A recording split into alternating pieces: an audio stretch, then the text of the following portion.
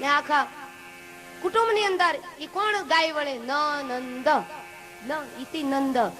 જે ભાભીને આનંદ ન લેવાતી, હખેથી જીવવા નહોતી, એનું નામ નણંદ.